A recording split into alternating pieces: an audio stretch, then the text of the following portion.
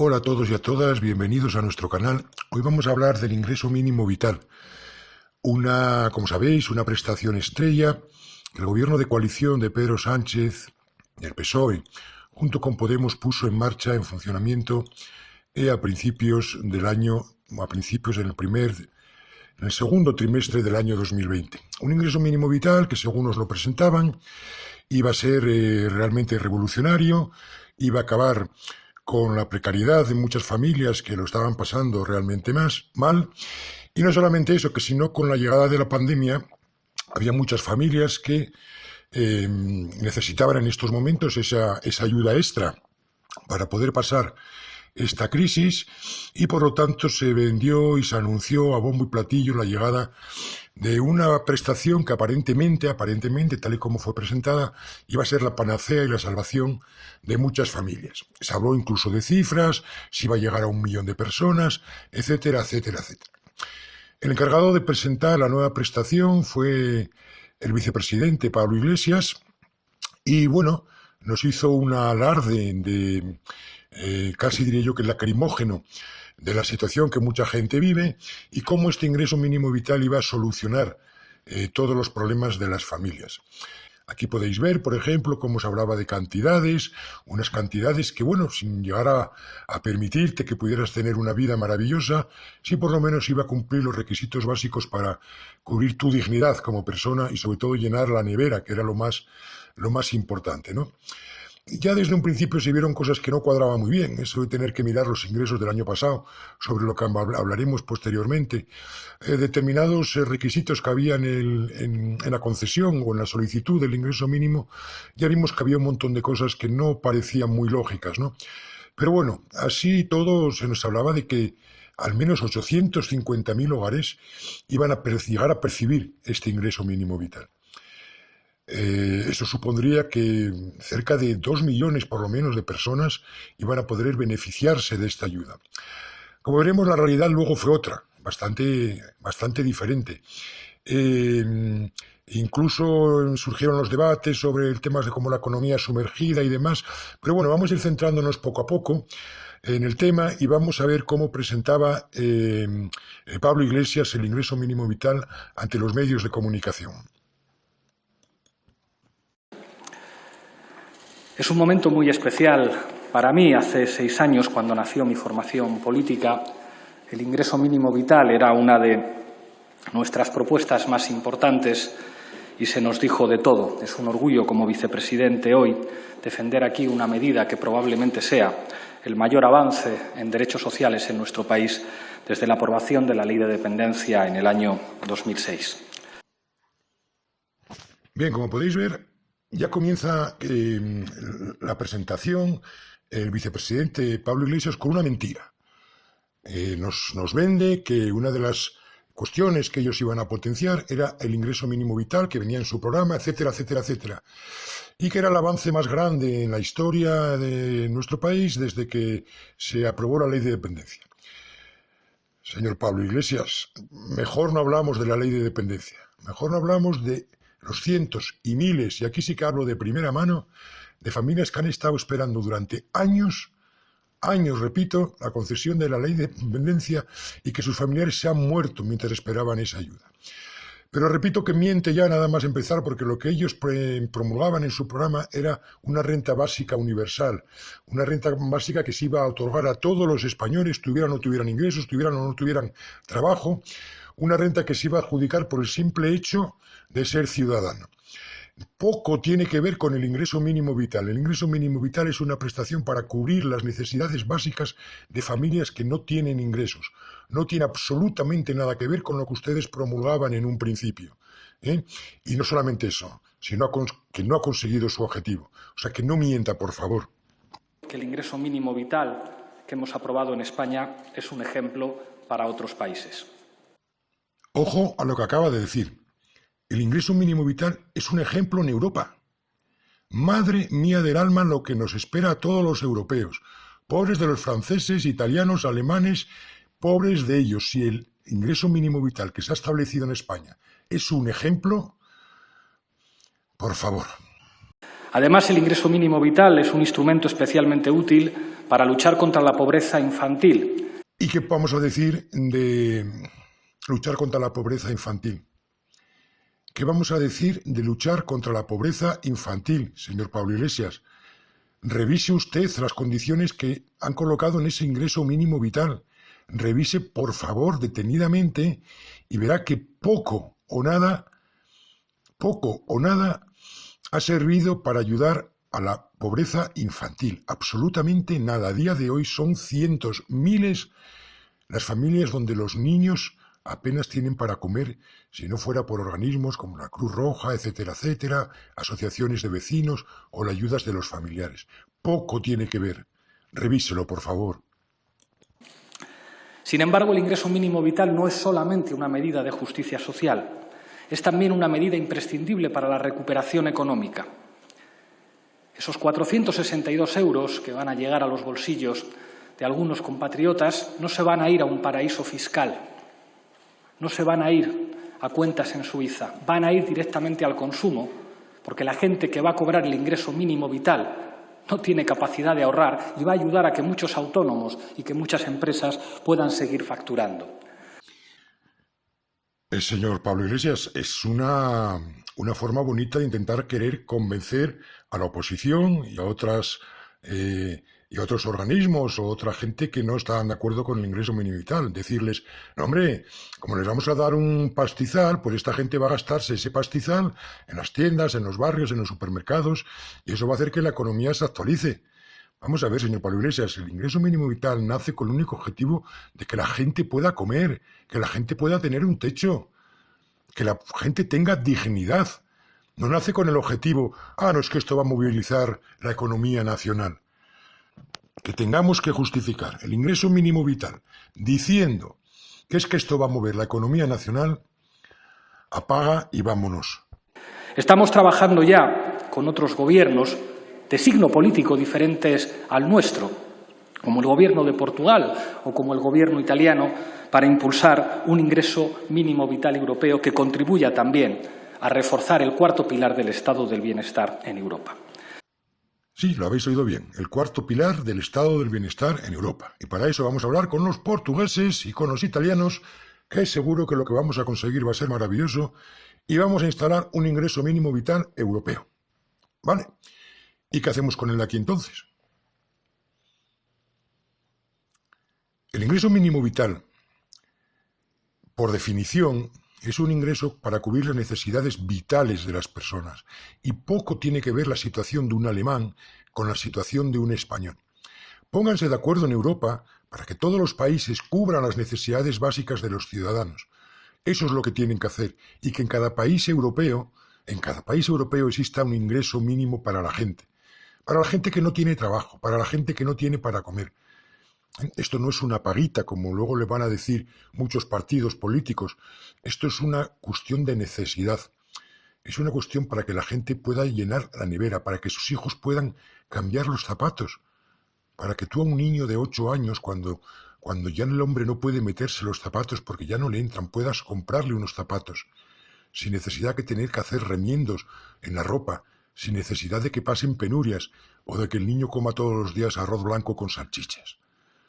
Se trata de dignidad, señor Iglesias, de dignidad, no de que exista un consenso europeo y de que en Alemania den más o menos o que en Italia lo hagan de una manera o de otra. Se trata simplemente de dignidad.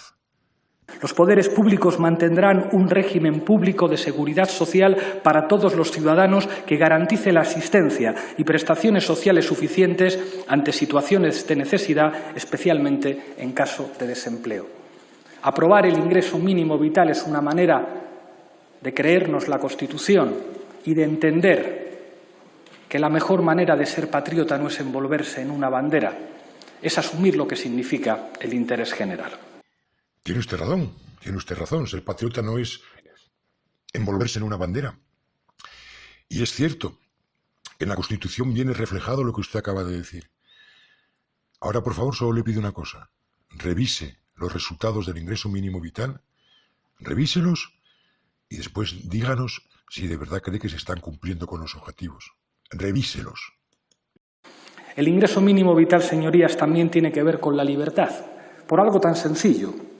Como que no hay libertad si una persona tiene que invertir toda su energía solamente en sobrevivir y no puede disfrutar mínimamente de la vida. No hay libertad si no se tienen unas condiciones mínimas de seguridad económica. Pues sí, lo habéis oído. No hay libertad si no se tienen unas condiciones mínimas económicas. No hay libertad si tenemos que poner todo nuestro interés simplemente en poder comer o llegar a fin de mes.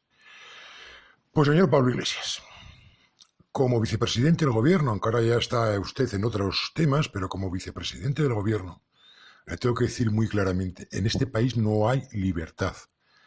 Porque si uno de los pilares es el que usted acaba de mencionar, uno de los pilares de nuestra democracia, es que exista libertad y que cualquier persona tenga un mínimo de dignidad para poder vivir, lo siento mucho, pero en este país no hay libertad. No hay libertad, señorías, si no se llega a fin de mes. En efecto, no hay libertad si no se llega a fin de mes. Y por tanto ustedes sacaron un eslogan muy bonito, que como estamos viendo, multitud de personajes de la política y sobre todo de su partido y del Partido Socialista, nos metieron por todos los lados. Nadie se quede atrás. Que nadie se quede atrás. Nadie puede quedarse atrás y este gobierno no va a permitir que nadie se quede atrás. Voy a repetirlo por si no lo habéis oído bien. Que nadie se quede atrás. Vamos a escucharlo de sus propias palabras. Vamos a escucharlo porque casi un año después, escuchar estas cosas, la verdad es que le dejan a uno alucinado. Nadie puede quedar atrás.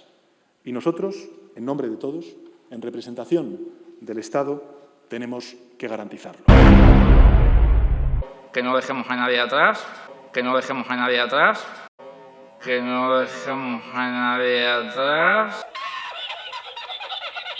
Pero vamos a ver, ¿es para reírse o no es para reírse? Que nadie se quede atrás. ¿Ustedes han analizado los resultados? Aquí tenéis algunos de ellos. ¿Han analizado los resultados? ¿Se dan cuenta de lo que están diciendo? ¿Que nadie se quede atrás? ¿De verdad que están diciendo eso? ¿De verdad que tenemos que creérnoslo? ¿De verdad que es alucinante como ni un puto medio de comunicación dice absolutamente nada? Bueno, evidentemente hubo muchas quejas, muchas protestas, muchas reclamaciones. Enseguida se vio que el ingreso mínimo no funcionaba. Pero aquí sale a la palestra el ministro, el señor Escrivá, para contarnos que no, que todos somos tontos, que no nos enteramos de qué va esto, porque el ingreso mínimo vital está funcionando de una manera maravillosa. Está llegando a muchísima gente y todo es cuestión de tiempo de que esto sea la panacea para todos. Vamos a escucharle. Bueno, primero aclarar que sí está llegando a los ciudadanos, es decir, aclarar, me parece lo importante es aclarar dónde estamos. Hemos recibido, y esto es importante, hemos recibido más de 1 millón de solicitudes. Que hay gente que dudaba que con los canales que habíamos abierto, con los sistemas telemáticos y con la situación real, íbamos a tener dificultades. A más de 1 millón de hogares nos están pidiendo el ingreso mínimo vital, primer elemento. Muy interesante, señor Escrivá. O sea, lo que nos está diciendo es que sí, que lo ha pedido 1 millón de personas, ¿vale? Y dice usted que es que, y se atribuye como un éxito que la gente dudaba de que con los canales que habían puesto a disposición del ciudadano, dudaba la gente de que se pudiera llegar a aceptar tantas solicitudes. Pero vamos a ver, hombre, si lo que han puesto es una puta página web donde metemos los datos, le damos a grabar o enviar y esos datos pasan para ustedes. ¿Qué coño de trabajo es ese?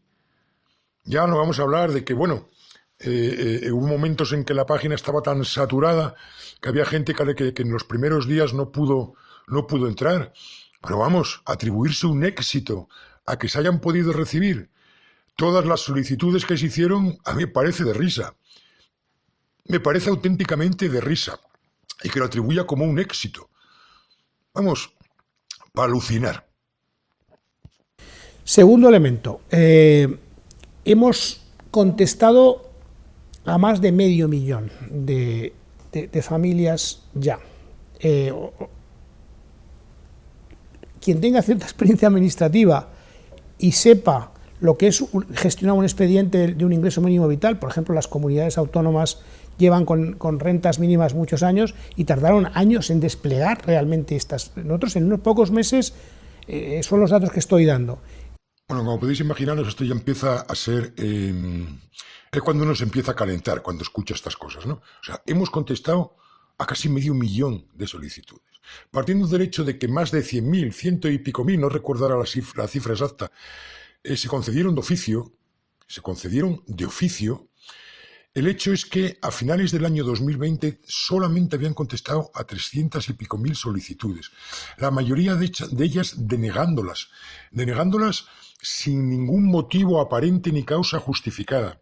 Ya no vamos a entrar en las polémicas que hubo por la contratación de empresas externas, en que ha habido incluso testimonios de trabajadores rápidamente fueron apartados, lógicamente, que decían que tenían como mandato y como orden que denegaran los ingresos, las solicitudes de ingreso mínimo vital, que las apartaran, que en cuanto vieran la más mínima duda o un papel que no se viera medianamente bien o una fotocopia que se haya enviado que no se apreciara algo, que automáticamente denegaran.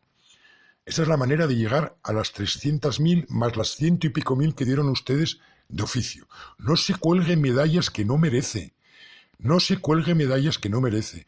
Y de ese medio millón, que a mí me parece sinceramente muy, muy notorio, y hay que felicitar sobre todo a los funcionarios de la Seguridad Social por ello, de ese medio millón, aproximadamente un tercio, 140.000, ya están cobrando el ingreso mínimo vital, y además desde el mes de junio, y lo cobrarán, todo será además retroactivo para todos los que concedamos de aquí en adelante desde el mes de junio hasta el final de año. Esto es entonces, y hay 400.000 personas recibiendo el ingreso mínimo vital. Compárese con los datos de comunidades autónomas. Por tomar alguna referencia de lo que es aceptable o lo que no es aceptable, pues miremos prestaciones similares cuando se han desplegado y cuánto ha tardado. Esto, en ese sentido, puede plantearse realmente como un éxito. Vuelve usted a mentir. Está hablando de que aproximadamente un tercio de las solicitudes ya se han contestado y que hay un montón de gente que está cobrando la prestación. ¿Ciento qué mil? Volvemos a recordar la cantidad que ustedes dieron de oficio sin revisar documentación porque recibían la prestación de hijo a cargo. Y ahora quiere vendernos la moto de que se han revisado esos expedientes. ¿Cómo puede tener la caradura de mentirnos de esta manera? Y aparte, que en ningún momento hace usted mención a la cantidad que está recibiendo esas personas que se les ha sido aprobado el ingreso mínimo vital.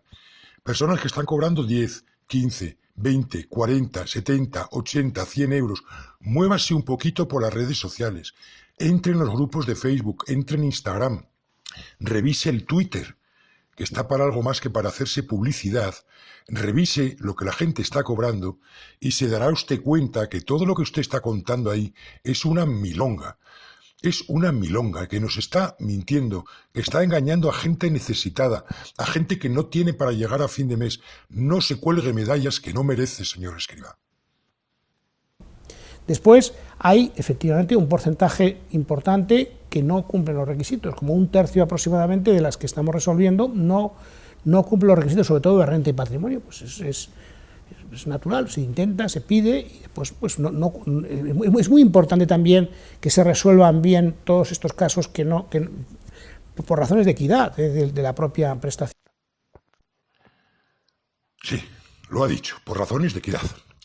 Hay un tercio aproximadamente que no se está concediendo, sobre todo por cuestión de renta y patrimonio. Señor Escrivá, por favor, seamos serios. Baste con analizar, límite de patrimonio para una persona son 16.000 euros.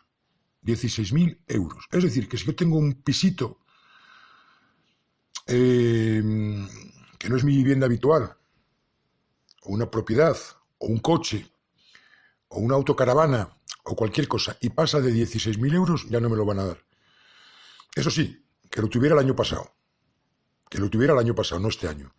Si yo el año pasado era propietario de un pisito que valía 16.000 euros y me deshice de él, lo vendí o lo regalé o hice lo que me salió de mis zonas bajas en su momento, ustedes ya no me dan el ingreso mínimo vital.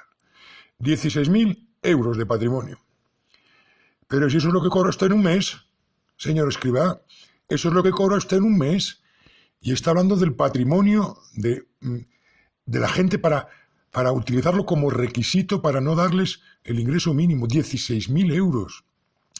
Y ya no vamos a hablar de los ingresos, no vamos a hablar de los ingresos, porque los ingresos no se están tomando en cuenta en la situación actual de la persona que solicita el ingreso mínimo vital, sino en el año anterior. Y tampoco menciona usted la cantidad de gente a la que se le ha negado el ingreso mínimo vital por cuestiones tan variopintas como ser propietario o ser administrador de una empresa en la que nunca han figurado.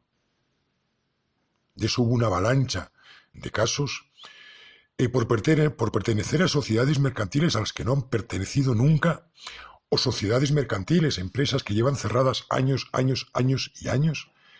¿Con qué administraciones cruzan ustedes los datos? ¿Hasta dónde llega su incapacidad y su torpeza para mirar los datos de una persona? Si yo he tenido una empresa en el año 2005, y hablo de un ejemplo real, en el año 2005 tuve una empresa y la cerré ese año, en el año 2005, ¿con quién cojones, con perdón, están ustedes revisando los datos para decir que a día de hoy figuro como administrador de una empresa? Ah, que no se ha dado de baja en el registro de Hacienda. Si le he presentado mi paro, le he presentado que no tengo ningún tipo de ingreso, le he presentado toda la documentación que usted quiere. Y basándose en datos de Hacienda que sabe usted perfectamente que no están actualizados, deniega ingresos mínimos vitales. Ya iremos más adelante con los ejemplos más trágicos y más drásticos de las solicitudes que ustedes han denegado.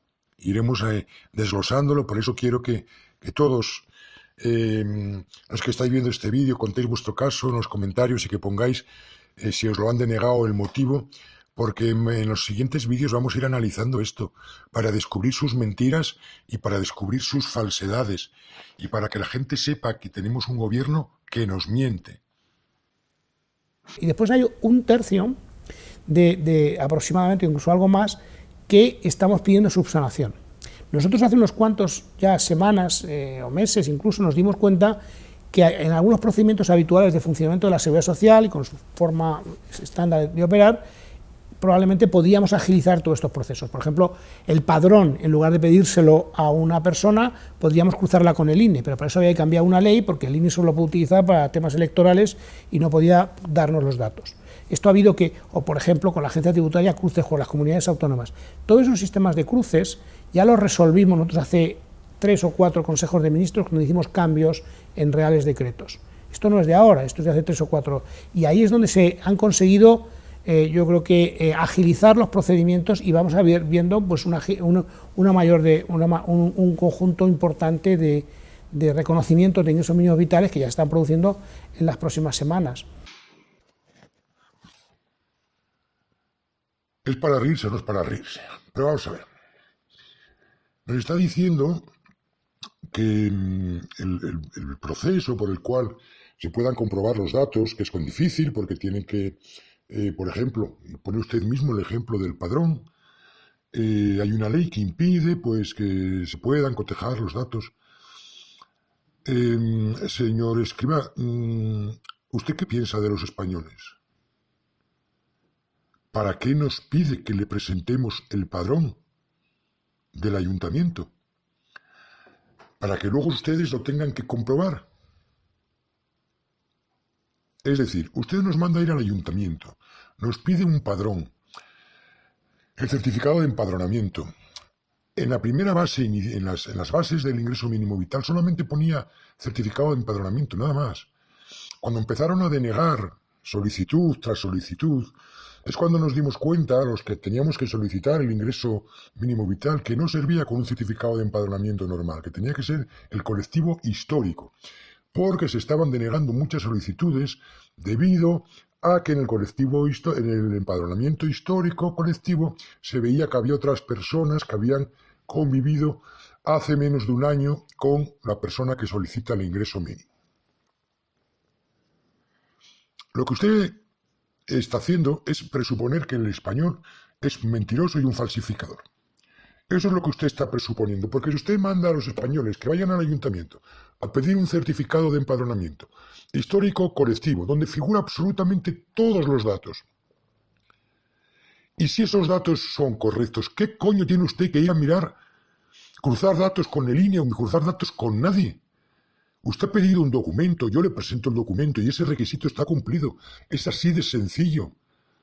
Compárese usted con cómo se conceden otro tipo de ayudas. Hablamos de la RAI, hablamos del SED o de los propios salarios sociales de las comunidades. O sea que lo que usted está diciendo es que, bueno, que les pedimos a los españoles una serie de papeles, pero nos la trae floja los papeles, porque luego, como lo vamos a mirar nosotros, nos da igual. Yo presento un papel que no tengo ninguna empresa a mi nombre y presento un papel que no tengo ninguna propiedad a mi nombre, pero a ustedes eso no les vale para nada porque luego lo tienen ustedes que mirar. Coño, pues no nos pidan nada. Si se van a basar en lo que ustedes simplemente miran en otros lugares, ¿para qué coño nos piden ningún papel?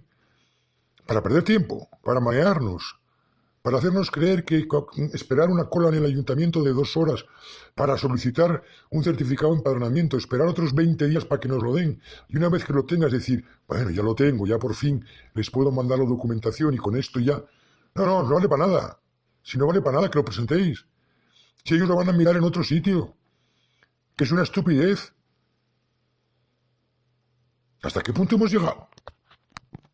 Desgraciadamente estamos en medio de una pandemia, hay una situación de mucha vulnerabilidad sobrevenida, pero también hay otros procedimientos y otras prestaciones para abordar esta situación. Esta es una prestación que está para quedarse, que hay que hacerla bien, que tiene que ser estructural, que nunca se había desplegado hasta ahora, y por ahora pues yo creo que estamos razonablemente satisfechos de cómo está yendo. Sí. Sí, el ministro está razonablemente satisfecho de cómo está funcionando el ingreso mínimo vital. Lo habéis oído de su propia boca. Ole sus cojones.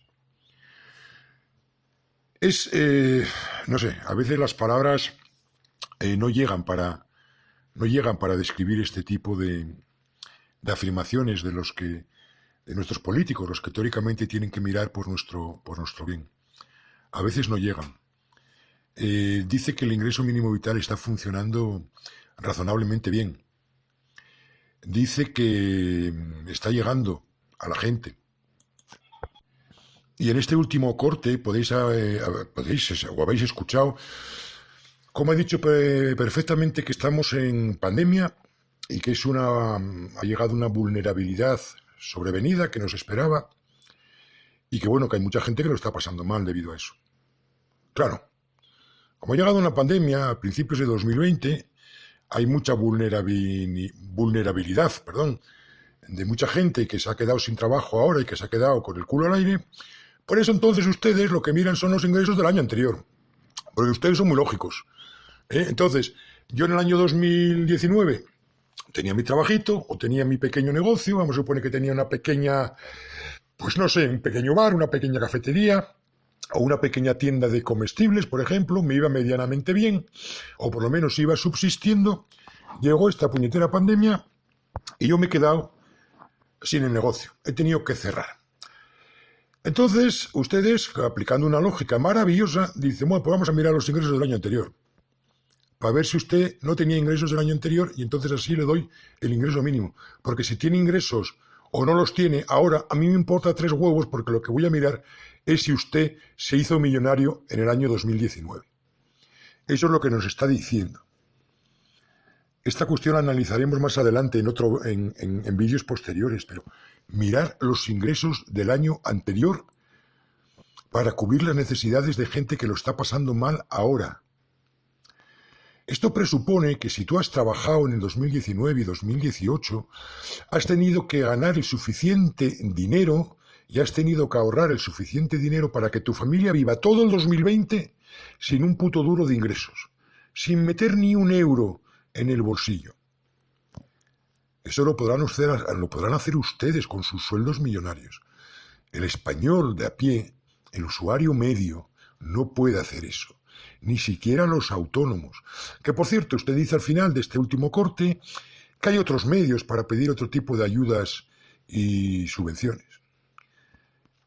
Como es en el caso del autónomo, un autónomo que tiene su pequeño negocio donde trabaja él solo o como mucho tiene un trabajador y ha tenido que cerrar, no tiene derecho a paro, no tiene derecho a RAI, no tiene derecho a SED. Si solicita el salario social, se va a tirar meses y meses y meses y meses para recibirlo. No tiene ningún tipo de ayuda. Tampoco puede acceder, si es mayor, a la ayuda de 52 años. Porque un autónomo no puede acceder a esa ayuda, aunque haya trabajado como un perro toda su puñetera vida. Ustedes no dan la ayuda de mayores de 52 años a los trabajadores autónomos. Ustedes presuponen que los trabajadores autónomos son todos millonarios. ¿A dónde llega su capacidad intelectual? ¿A dónde llega su ineptitud? Bueno, llegados a este punto es donde empiezan pues, los problemas y las quejas. Pero ya no solo de los ciudadanos, que no tenemos otro sitio para quejarnos que en una puñetera red social, en grupos de Facebook o en grupos de otras plataformas sociales o en el bar con los amigos. Bueno, en el bar ni siquiera porque están cerrados, pero la pataleta del ciudadano de a pie a ustedes les da exactamente igual. Pero claro, ¿qué pasa cuando diferentes organismos, diferentes entidades pues empiezan a hacer públicas sus quejas y hacer evidente lo que todos veíamos, que esto no está funcionando, porque de diferentes partidos políticos empezaron a llegar las quejas, una tras otra. No solo de partidos de la oposición, sino que dentro de sus propios partidos afines empezaron a llegar las protestas sobre la incapacidad, sobre lo mal que estaba diseñado el ingreso mínimo vital y sobre todo a la poca gente a la que estaba llegando. En vistas de eso, no se hizo esperar la aparición del señor Pablo Iglesias, que como siempre con su verborrea fácil, con sus gestos que hacen llegar a la gente y con su autoconvencimiento de que al ser un partido de izquierdas, un partido que nació en los pequeños grupos, en los pueblos, en los pequeños territorios nacionales, todo estaba muy diseminado, donde cualquier ciudadano podía aportar sus ideas, pues nos hace creer que es un partido que funciona de esa manera, ¿no? Los famosos círculos de Podemos, que han pasado a la historia, claro. Bueno, es que no quiero calentarme mucho con este tema, pero vamos a ver lo que dijo el señor Pablo Iglesias cuando empezaron a aflorar las críticas. Este gobierno no lo hace todo bien. Y en lo que toca al ingreso mínimo vital es evidente que ha habido cosas que no hemos hecho bien. Muchas personas vulnerables han quedado fuera de la cobertura de este nuevo derecho social y además se ha generado un cuello de botella en la Administración que está provocando que esta prestación no llegue a todo lo ágilmente que sería necesario que llegara a quien la necesita. Bueno, en principio está bien que lo reconozca, es evidente. O sea, no tiene usted que salir a decirlo. Ya lo sabemos todos, que no está funcionando bien, vamos, ni bien ni medianamente bien, y que se ha producido un cuello de botella. Cuello de botella. El cuello de botella significa que según van entrando las solicitudes, es mucho más ancho por donde entran que por donde salen. Tendría su lógica aplicarlo y entenderlo si se estuvieran respondiendo las solicitudes por orden de llegada. Pero tampoco es así. No existe tal cuello de botella, señor Pablo Iglesias. Lo que existe es una incapacidad supina para gestionarlo. Hay solicitudes a día de hoy, estamos hablando de casi mediados del año 2021, hay solicitudes de junio del 2020 que todavía no han sido contestadas. Voy a decirlo otra vez, hay solicitudes del 2020 de junio que todavía no han sido contestadas. Algunas han sido contestadas y se les ha requerido documentación. Documentación que a veces ya habían presentado, cuidadito. Como veremos, y espero que pongáis en los resultados, hay gente que presentó la documentación y ahora de repente cogen y le dicen, es que le falta a usted esto, coño, pero si lo mandé. Si aquí está el papel que yo mandé, ¿cómo pueden decir que no ha llegado? Pero el cuello de botella, señor Iglesias, se produciría si ahora mismo estuviéramos atascados respondiendo a las solicitudes, pues no sé, vamos a poner de septiembre, de agosto, septiembre del 2020. No. Se han ido respondiendo aleatoriamente, como les ha dado la gana. ¿Por qué? Porque ustedes no lo han gestionado. Porque no lo ha gestionado el Ministerio, porque han delegado en empresas privadas, porque después lo han denegado a las comunidades autónomas determinados procesos, porque se han perdido, porque están perdidos, porque no saben cómo hacerlo, porque no tienen ni puta idea cómo afrontar esto. Sigamos. Por eso vamos a introducir algunas modificaciones en el ingreso mínimo vital en la línea de ampliar su cobertura y agilizar la prestación. En concreto, Hacemos permanente, y no solo hasta 2021, como estaba establecido hasta ahora, la posibilidad de solicitar el ingreso mínimo vital teniendo en cuenta los ingresos del año en curso y no de todo el año anterior, para proteger así a quienes sufran una pérdida repentina de ingresos. Seguimos mintiendo, señor Iglesias. Seguimos mintiendo porque a día de hoy solo tiene usted que llamar al teléfono de atención de la Seguridad Social, pedir información y decir que qué ingresos me van a mirar, y te van a seguir diciendo que nos vamos a mirar a los ingresos del año anterior. No cuente usted mentiras. Ya en las bases de las bases iniciales del ingreso mínimo vital, venía especificado en qué casos se podían mirar los ingresos del año en curso. Te requerían una serie de requisitos, como que los ingresos que tuviste en el año anterior no excedieran en un 50% la cantidad que te corresponde y que tu patrimonio no hubiera sobrepasado el 50% del que corresponde. Es decir, si tenías de patrimonio 8.000 euros o 9.000, ya no lo cumplías porque te pasabas el 50%. Pero más grave es lo de los ingresos, mucho más grave, porque los ingresos dicen no sobrepasar en un 50% los ingresos que te corresponden. No sobrepasar en un 50% quiere decir que si tu límite son 1.000, no podías haber sobrepasado 1.500. Es decir, se añade el 50% a lo que tú recibiste. El 50% de 1.000 son 500, por lo tanto no pudiste cobrar en el mes anterior 1.500 euros. Esa es la teoría y eso es lo que venía especificado en las bases iniciales, ya, sin que ustedes hagan ninguna modificación ahora. Que repito, no se está aplicando. Pero luego los funcionarios lo estaban aplicando mal. Cuando se dice que no sobrepasen en un 50%, repito, es añadir un 50% a lo que cobrabas. Pero los funcionarios de la Seguridad Social, que al final son los que deciden si te dan el ingreso mínimo vital o no, lo estaban aplicando de la misma manera que para el patrimonio, es decir, la mitad. O sea, que si yo en el año 2000, el año anterior al que yo solicito la prestación, vamos a suponer que a mí me toca de prestación o me corresponderían 500 euros. Si yo en el año anterior gané más de 250, según están aplicando muchos funcionarios, o en el caso de que lo apliquen bien, 750 euros, ya no puedo solicitar el ingreso mínimo vital en base a los ingresos de este año, aunque este año cobre cero. Y dice usted que van a introducir una modificación en la que no se va a mirar los ingresos del año pasado, pero es mentira. De hecho, se siguen mirando. Es así como está funcionando. Sale usted 5 minutos, nos cuenta 2 milongas, usted cree que se soluciona el problema a los medios de comunicación tranquilos. Bueno, el señor Iglesias ha dicho esto y esto, así se va a subsanar esto y lo otro, y los medios de comunicación se olvidan. Pero las familias españolas, señor Iglesias, siguen sin comer. Siguen sin tener un techo digno. Siguen compartiendo una habitación donde se mete una familia con 2 hijos en un piso donde hay otras 3 familias.